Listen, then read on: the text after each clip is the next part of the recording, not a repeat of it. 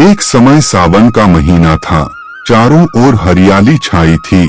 वर्षा की बूंदों से धरती मुस्कुरा रही थी। मंदिरों में शिव भक्तों की भीड़ उमड़ रही थी।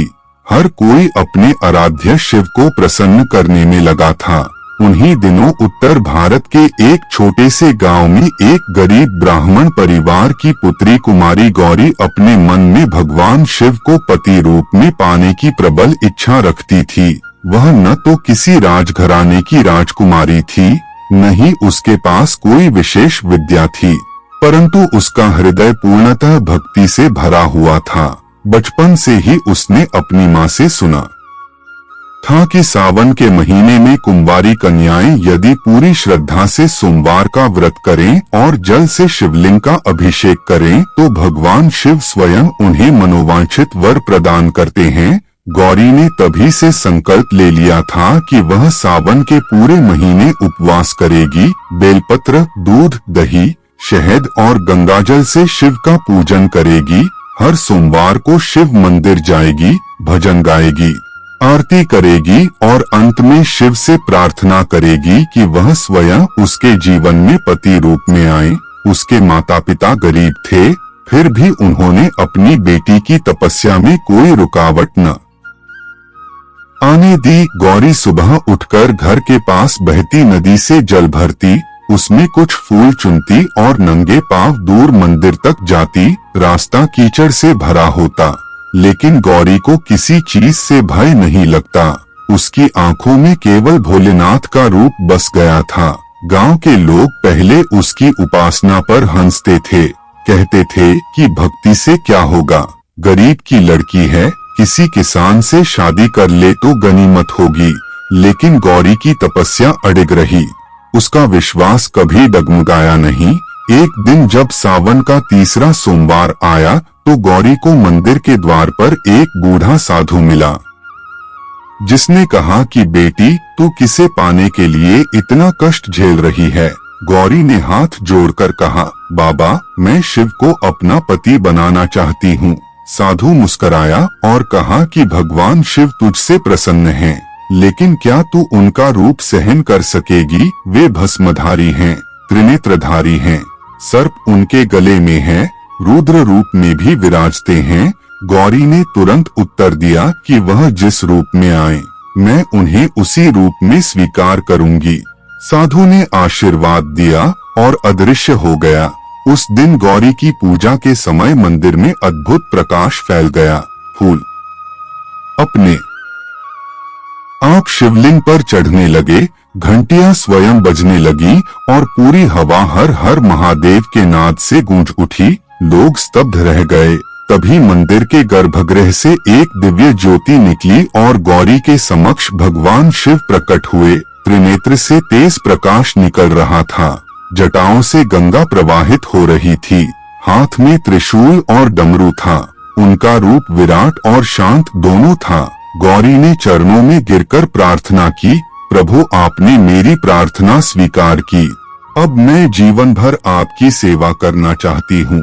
शिव मुस्कुराए और बोले, कन्या, तेरी भक्ति ने मुझे बांध लिया है। तू एक आदर्श रूप है उस भक्त की जो तन मन धन से निस्वार्थ भाव से पूजा करता है। मैं तुझे वरदान देता हूँ कि युगों युगों तक तुम्हारी कथा बताई जाएगी।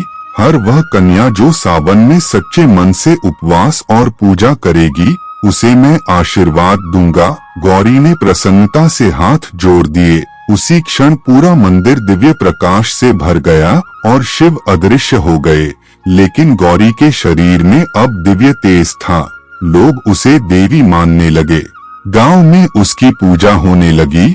हर सावन में कन्याएं उसकी पूजा करती, उसकी कथा सुनती और व्रत करती। गौरी ने अपना शेष जीवन सेवा, भक्ति और साधना में लगा दिया।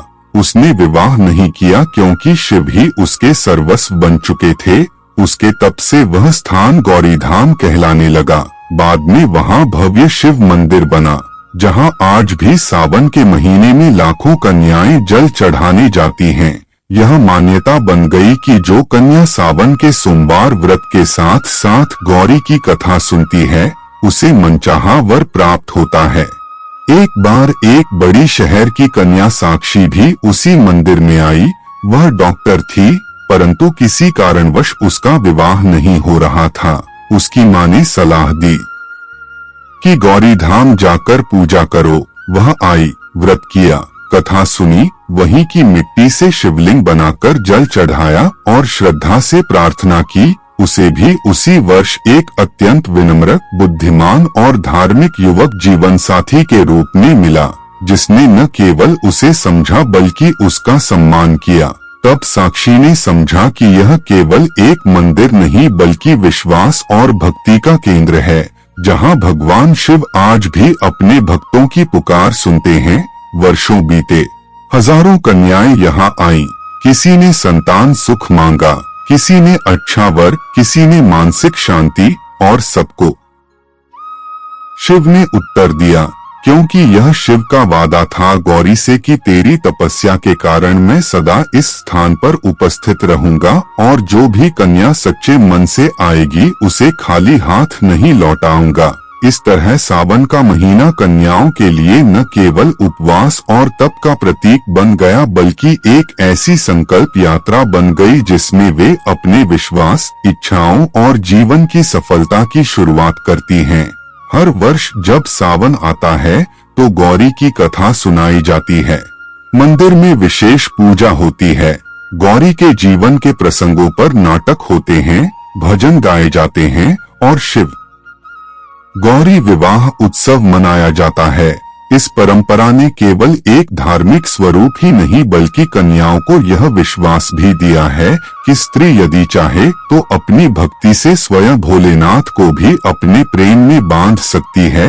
गौरी ने यह प्रमाणित कर दिया कि न वंश जरूरी है, न संपत्ति, न रूप और न शिक्षा। यदि भक्ति सच्ची हो तो भगवान स्वयं प्रकट होकर अपने भक्त को आशीर्वाद देते हैं।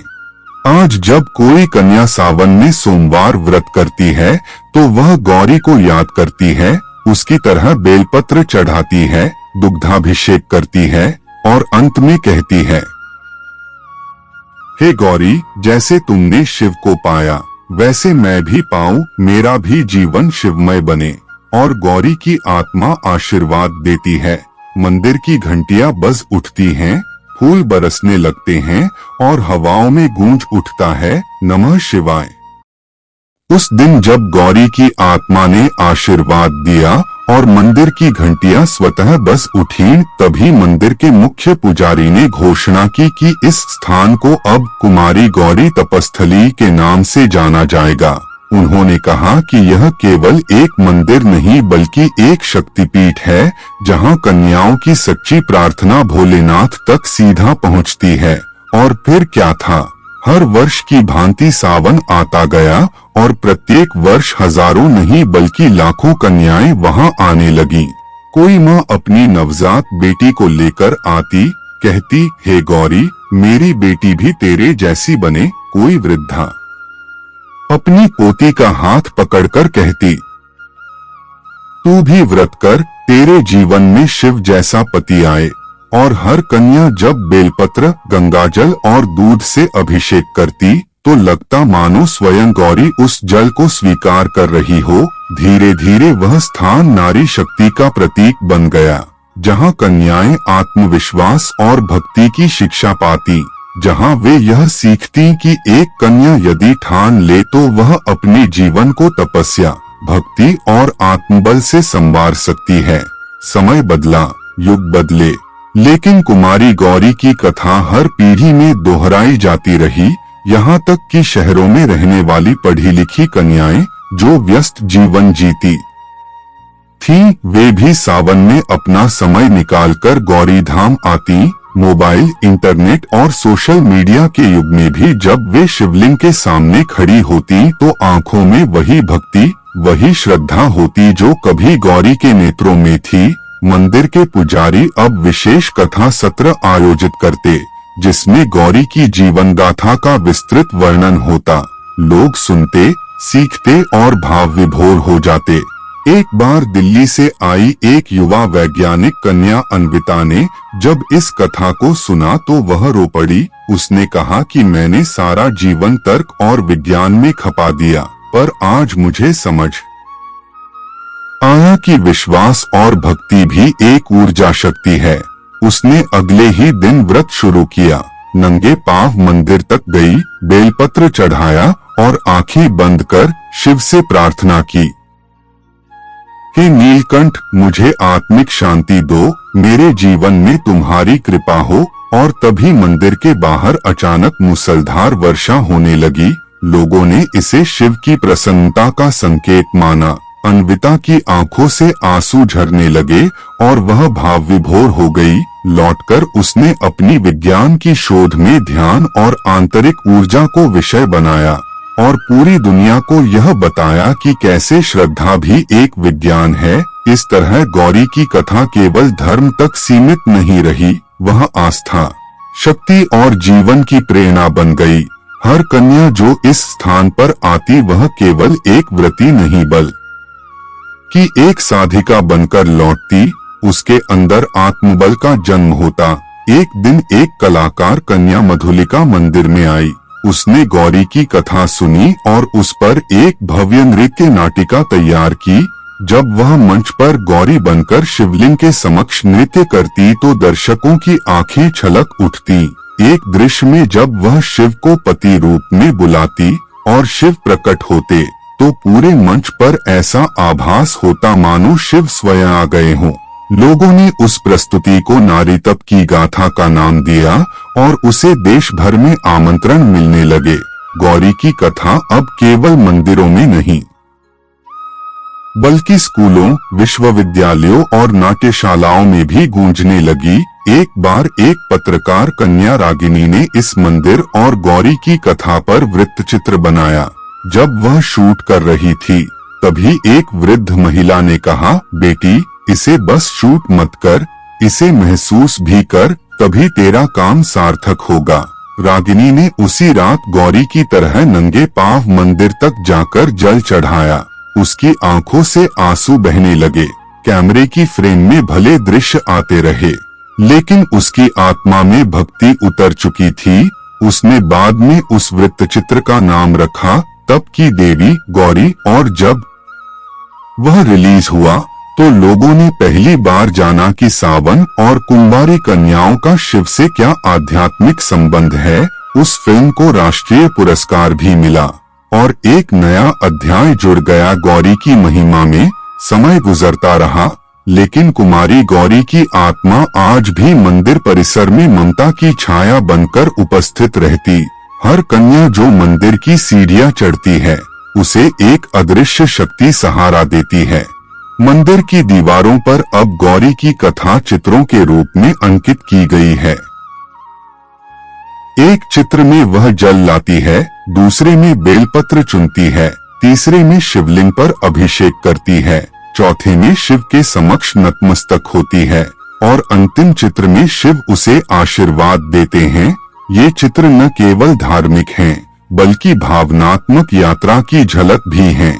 इस कथा का असर केवल कन्याओं पर नहीं बल्कि समाज पर भी हुआ। लोग कन्याओं को बोझ नहीं वरदान मानने लगे।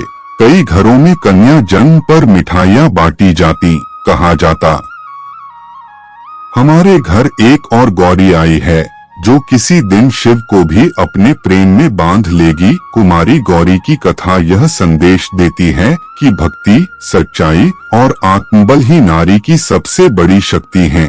जो स्त्री अपने भीतर विश्वास, संकल्प और भक्ति को जगा लेती है वह जीवन में कोई भी लक्ष्य प्राप्त कर सकती है, चाहे वह शिव जैसा दुर्लभ वर ही क्यों न हो। इस प्रकार सावन का हर सोमवार केवल एक व्रत नहीं बल्कि आत्मशुद्धि और आत्मोत्थान का माध्यम बन गया, जहां कुमारी कन्याएं न केवल एक शुभ जीवन साथी की कामना करती हैं, बल्कि एक सुंदर, संयमित और श्रद्धामय जीवन की नींव भी रखती हैं।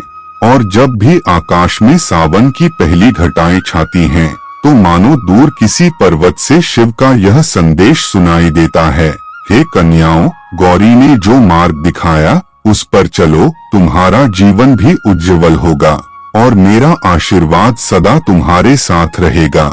नमः शिवाय। और जब शिव का वह दिव्य संदेश हवाओं में गूंजता नमः शिवाय तो पूरी प्रकृति मानो एक साथ स्तुति में लीन हो जाती। पेड़ झूमते, पक्षी गाने लगते और मंदिर की घंटियों की गूंज संपूर्ण वातावरण को पवित्र कर देती। सावन के अंतिम सोमवार को जब कन्याएं समवेत स्वर में आरती गाती, जय शिव शंकर भोलेनाथ, तब ऐसा प्रतीत होता कि स्वयं कैलाश के देवता अपनी अर्धांगिनी गौरी के साथ आकर उस यज्ञ मंडप में बैठ गए हैं और अपने भक्तों को साक्षात दर्शन दे रहे हैं। उसी शुभ अवसर पर गौरी धाम में एक नई परंपरा शुरू हुई, जहां प्रत्येक वर्ष की उन कन्याओं में से जो व्रत करती थी, उनमें से एक को गौरी स्वरूपा का सम्मान दिया जाता। यह चयन न रूप या वेशभूषा से होता, न धन या शिक्षा से, बल्कि उस कन्या के भाव, निष्ठा और साधना से। एक बार एक अत्यंत गरीब बालिका चंपा, जो रोज मंदिर में झाड़ू लगाती थी, लोगों के जूते चप्पल व्यवस्थित करती थी और बचा हुआ प्रसाद खाकर संतोष करती थी, उसे इस सम्मान के लिए चुना गया। पुजारी ने जब उसे मंच पर बुलाया तो वह कांपती हुई आई और बोली, मैं तो केवल शिव की सेविका हूँ, आपने मुझे देवी जैसा सम्मान क्यों दिया? तब पुजारी ने कहा, बेटी, तू वही है जिसकी तलाश भगवान शिव स्वयं करते हैं। सच्चा भक्त सेवा में झुकता है और तेरे भीतर वही गौरी की आत्मा है। यह सुनते ही चंपा की आंखों से अश्रुधारा बह चली और वहां उपस्थित हर व्यक्ति भाव विभोर हो गया। तभी मंदिर के शीर्ष पर एक सफेद कबूतर मंडराने लगा और उसके पीछे बादलों से एक आकृति उभरी, शिव की छवि, जिसने अपना त्रिशूल आकाश में उठाकर यह संकेत दिया कि सेवा ही सर्वोच्च साधना है और जो कन्या बिना अपेक्षा के सेवा करती है वही देवी का सच्चा स्वरूप है। उस दिन से इस परंपरा को गौरी सेवा सम्मान कहा जाने लगा और हर वर्ष हजारों कन्याएं केवल इसी उद्देश्य से आती कि वे गौरी की तरह तप करें, शिव की सेवा करें और इस सम्मान की पात्र बने।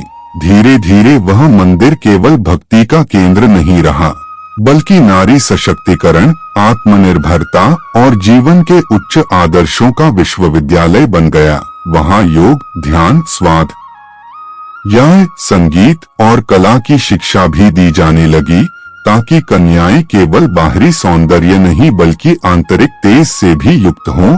एक वृद्धा जो कभी स्वयं गौरी की कथा सुनकर व्रत किया करती थी, उसने अपनी सारी संपत्ति उस मंदिर को समर्पित कर दी और वहां एक गौरी विद्यापीठ नामक विद्यालय की स्थापना हुई, जहां केवल कन्याओं को निशुल्क शिक्षा, भोजन, वस्त्र और धर्म की गहन शिक्षा दी जाती। उस वृद्धा का नाम था सुशीला देवी, लेकिन लोग उन्हें गौरी माता कहने लगे। जब वह इस संसार से विदा हुई तो मंदिर के प्रांगण में उनकी प्रतिमा स्थापित की गई और वहां लिखा गया, जिन्होंने गौरी की तपस्या को जीवन का मार्ग बनाया, उन्होंने अनगिनत कन्याओं का जीवन प्रकाशित किया। इस प्रकार कुमारी गौरी की कथा केवल एक धार्मिक आख्यान नहीं रही, बल्कि एक युग प्रेरणा बन गई। सावन का हर सोमवार अब मात्र एक अनुष्ठान नहीं, बल्कि नारी चेतना का पर्व बन गया, जहां कन्या यह सीखती कि वह केवल गृहस्थी की धुरी नहीं, बल्कि संसार की शक्ति है, जिसने चाहे तो शिव को भी अपने प्रेम और भक्ति से वशीभूत कर दिया। और यही कारण है कि आज भी जब सावन की पहली बूंद गिरती है तो दूर गांव व शहरों की कन्याएं अपने सिर पर पूजा की थाली रखकर मंदिर की ओर निकलती हैं। आंखों में विश्वास, मन में भक्ति और होठों पर एक ही मंत्र होता है, नमः शिवाय। और उस मंत्र के साथ जब वे गौरी धाम की सीढ़ियां चढ़ती हैं, तो शिव और गौरी स्वयं उनका मार्ग प्रशस्त करते हैं, उनकी आत्मा को स्पर्श करते हैं। और जब वे पूजा पूर्ण कर लौटती हैं, तो उनमें केवल एक कन्या नहीं, बल्कि एक नई गौरी जन्म ले चुकी होती है, जो जीवन की हर अग्नि परीक्षा को पार कर सकती है, जो प्रेम कर सकती है, सेवा कर सकती है, तप कर सकती है और आवश्यकता पड़ने पर पूरी सृष्टि को बदलने की सामर्थ्य रखती है। इस प्रकार सावन में कुंवारी कन्या की कथा गौरी के आशीर्वाद से एक निरंतर प्रवाह बन चुकी है। भक्ति से शक्ति, सेवा से सिद्धि और तप से प्राप्त शिवत्व की अमर गाथा, जो जब तक धरती पर वर्षा होगी, जब तक बेलपत्र हरियाली देगा, जब तक गंगाजल में शीतलता होगी, तब तक गूंजती रहेगी एक ही पुकार, हे भोलेनाथ मुझे भी वैसा प्रेम दो जैसी गौरी को दी थी। मुझे भी वह शक्ति दो जो बिना किसी भय के आपके चरणों में समर्पित हो जाए, और मेरे जीवन में भी आपके आशीर्वाद से वह सौभाग्य जन्मे जो मुझे संपूर्ण बना दे। नमः शिवाय। और जब हर वर्ष सावन का समापन होता, जब अंतिम सोमवार की शाम मंदिर की घंटियों के साथ सूर्य अस्त होता, तब पूरा गौरीधाम एक दिव्य प्रकाश से भर जाता। कन्याएं जो व्रत समाप्त करती, वे दियों की पंक्तियां सजाती, अपने हाथों से बनी मिट्टी की शिवलिंग को गंगाजल से अभिषेक कर अंतिम प्रार्थना करती, हे शिव शंकर, जैसे गौरी ने आपको तप से पाया, वैसे ही मैं भी अपने जीवन में धर्म, प्रेम और सत्य का मार्ग पाऊं। तभी आकाश में धीरे धीरे चंद्रमा प्रकट होता, जो स्वयं शिव की तीसरी आंख के समान प्रतीत होता, और मंदिर की छत पर एक बार फिर वो अदृश्य छाया दिखती, कुमारी गौरी की दिव्य आत्मा, जो हर कन्या के सिर पर अदृश्य आशीर्वाद का हाथ रखती। कोई कन्या डॉक्टर बनना चाहती थी, कोई अध्यापिका, कोई गृहिणी, कोई साध्वी, पर सबका लक्ष्य एक ही था, शिव को अपने जीवन का पथ प्रदर्शक बनाना। और यही शक्ति बन गई कुमारी गौरी की सबसे बड़ी देन। उस शक्ति का प्रभाव केवल भारत में नहीं, विश्व भर में फैला।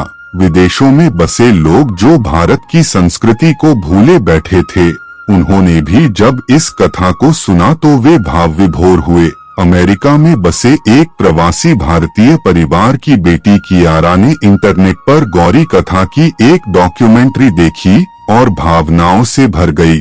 उसने न केवल सावन व्रत प्रारंभ किया, बल्कि अपने कॉलेज में Gauri and Shiv the journey of inner devotion नामक सेमिनार भी आयोजित किया, जहां सैकड़ों छात्र छात्राओं ने भाग लिया और पहली बार जाना कि शिव कोई केवल पौराणिक देवता नहीं, बल्कि वे चेतना हैं। स्त्री की श्रद्धा और पुरुष की करुणा के संतुलन का आदर्श रूप। उस दिन से कियारा ने एक एनजीओ शुरू किया, जिसका नाम रखा गौरी पथ, जहां विश्व की कन्याओं को योग, ध्यान, संस्कृत और भारतीय संस्कृति की शिक्षा दी जाती, जिससे वे अपने जीवन में न केवल करियर बल्कि आत्मिक संतुलन भी पा सकें। कियारा स्वयं शिव भक्त बन गई और हर साल सावन में भारत आती, गौरी धाम में रहकर सेवा करती, छोटी कन्याओं को पूजन सिखाती, उन्हें प्रेरित करती कि भक्ति कोई पिछड़ापन नहीं बल्कि एक आंतरिक विज्ञान है। एक जापानी युवती यूरी जब गौरी धाम आई तो उसने अपनी आंखों से वह चमत्कार देखा। एक लड़की जो बोल नहीं सकती थी, उसने केवल गौरी की मूर्ति के आगे आंखें मूंदकर ध्यान किया और कुछ ही दिनों में बोलने लगी। डॉक्टर ने कहा था असंभव, लेकिन शिव की कृपा और गौरी की प्रेरणा ने असंभव को संभव बना दिया। यूरी ने उस घटना को शक्तिपथ नामक एक पुस्तक में लिखा और वह जापान में बेस्टसेलर बनी। वहाँ के कई लोग भारत आने लगे, गौरी धाम आने लगे। अब वह स्थान केवल भारत का नहीं, विश्व का आध्यात्मिक केंद्र बन चुका था, जहां सावन में घंटों की कतार लगती और हर कन्या शिवलिंग के आगे बस एक ही बात कहती, हे भोलेनाथ, मुझे भी उस प्रेम की अनुभूति हो जो गौरी को मिली। हर वर्ष जब आखिरी व्रत पूर्ण होता तो विशाल यज्ञ होता, जिसमें कन्याएं स्वयं हवन करती। स्वाहा करते समय जब वे मंत्र पढ़ती, गौरी ते नमः, तो आकाश से एक अदृश्य पुष्प वर्षा होती, जिसे हर भक्त अनुभव करता और तब पुजारी घोषणा करता, अब यह व्रत पूर्ण हुआ। अब शिव स्वयं तुम्हारे जीवन के रक्षक और मार्गदर्शक हैं। उस क्षण मंदिर में जो शक्ति होती वह न शब्दों में समाती, न दृष्टि में, वह केवल आत्मा में उतरती और कन्याएं वह आशीर्वाद लेकर अपने जीवन की नई यात्रा पर निकल पड़ती। कोई आईएएस बनती, कोई कलाकार, कोई साध्वी, लेकिन हर कोई भीतर से शिवमयी बनकर लौटती। जीवन में संघर्ष आता, दुख आते, लेकिन वे विचलित नहीं होती, क्योंकि उनके भीतर गौरी की कथा की गूंज रहती और शिव का आशीर्वाद साथ चलता। वर्षों बाद जब वे वृद्ध होती तो अपनी बेटियों और पोतियों को यही कथा सुनाती। बिटिया, जब सावन आए तो गौरी धाम जरूर जाना, शिव को जल चढ़ाना और सच्चे मन से प्रार्थना करना, क्योंकि जब मैं गई थी तब मेरे जीवन का सारा अंधकार उजाले में बदल गया था। और इस तरह यह कथा पीढ़ी दर पीढ़ी चलती रही। सावन आता रहा, गौरी की पूजा होती रही, कन्याएं शिव को बुलाती रहीं और शिव जो सदा अपने भक्तों के वश में रहते हैं, वे हर बार प्रकट होकर उस विश्वास को निभाते रहे जो एक कुमारी कन्या ने कभी सावन की पहली वर्षा में लिया था। मैं आपको पति रूप में पाना चाहती हूँ, चाहे जैसे भी हो, मैं स्वीकार करूंगी। और भगवान शिव जो कभी भक्ति के आगे झुकने में देर नहीं करते, उन्होंने भी उस कन्या को अमरत्व दे दिया। और आज तक जब कोई कन्या पूर्ण भक्ति, श्रद्धा और नारीत्व की गरिमा के साथ सावन में शिव को पुकारती है, तो शिव मुस्कुराकर कहते हैं, गौरी ने जैसे मुझे पाया तू भी पाएगी, क्योंकि तू उसी शक्ति की उत्तराधिकारी है जो तप से देवताओं को भी मोहित कर सकती है। जय गौरी, जय शिव, नमः शिवाय।